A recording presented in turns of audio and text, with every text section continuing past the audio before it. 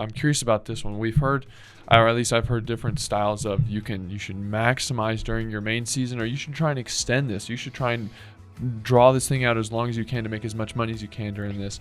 Or do you have a thought process on, you have pretty much March 14th to April 3rd. That's usually how schools are let out. That's usually when people are going.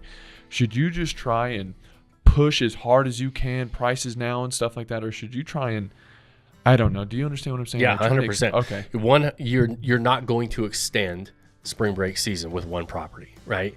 It would be great if I could extend the seasonality in my market and by having some sort of effect on the market with one property. You're not going to do it, despite what everybody tells you, to try to extend your season. So what you got to do is say, hey, listen, how can I maximize my earning potential when everybody's coming here? And that is pushing your prices accordingly during those times. Now, you can only push your prices if you give the consumer a reason to pay you more, right? And so you have to make sure that you're doing your job to be able to command higher prices.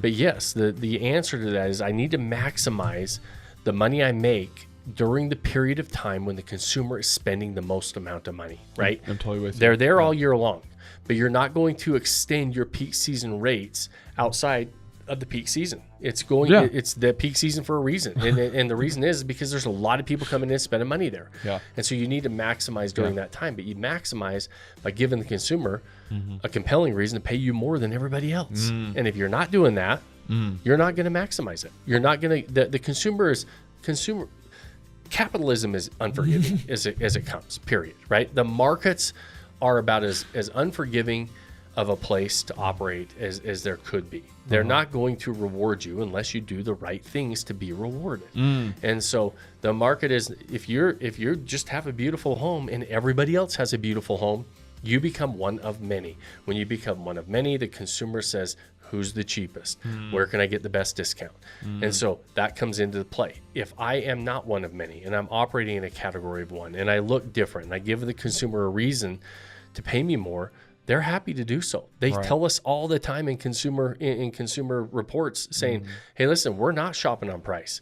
We are looking for the best cost versus value, but that cost versus value is what are you delivering for me for the money that I'm paying? And I will pay you more if you deliver more, right? And so, and more doesn't always mean like more in and of itself maybe is not the right term. It's I need something that gives me a compelling reason that's unique, different, personalized something. It could be, maybe it is more, but it could be one of many of things that the consumer is willing to pay you more above and beyond somebody else. So long-winded answer is you're not going to extend that peak season. You're not going to affect the market in and of itself on how much money the consumer's spending at any given time.